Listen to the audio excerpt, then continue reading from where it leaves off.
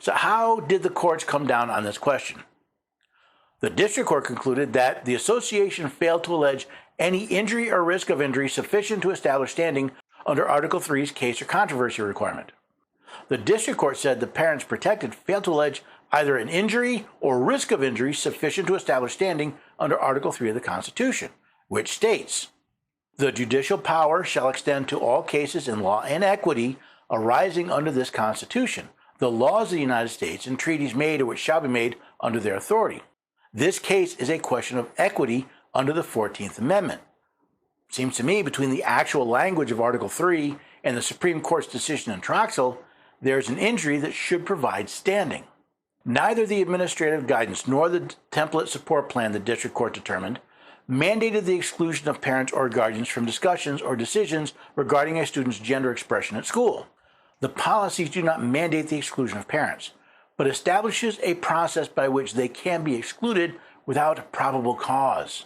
Although the school district claims that the support plan is not a privileged document, since the court's own record shows that the parents or guardians can access the plan, how are the parents supposed to know the plan exists if they're not told?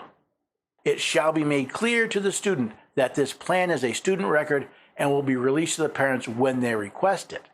This places the decision of the student above the rights of the parent to control the child's upbringing. This is a direct violation of, and therefore an injury to, the parent's rights.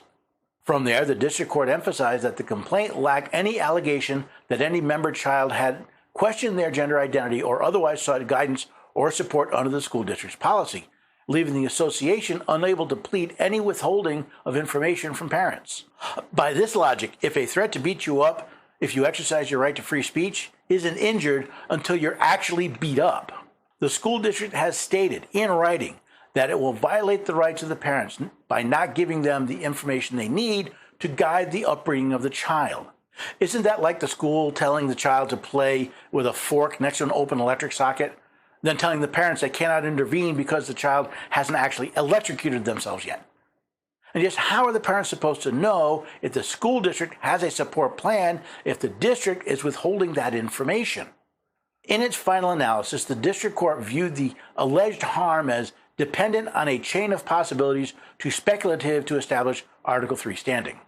Now, since both the district and circuit courts agree that parents protecting does not have standing, it appears that removing any imagination is a requirement to become a federal judge. Was the school district required by the court to provide documentation of the use of either the administrative guidance or the support plan? Not only is the very idea that a school district could keep information about the health of a child away from the parents an injury to their rights, but what about the mental harms of continually lying to one's parents? Just how far will the school district go in support of their plan? Will it be limited to names, pronouns, and dress codes on school grounds? How about counseling or even treatment to assist in the transition? What are the long-term effects that parents would not be aware of?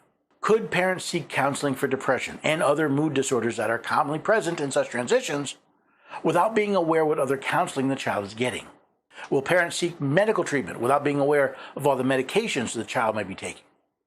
How can a parent give informed consent to any treatment if they are not informed about other treatments the child is receiving?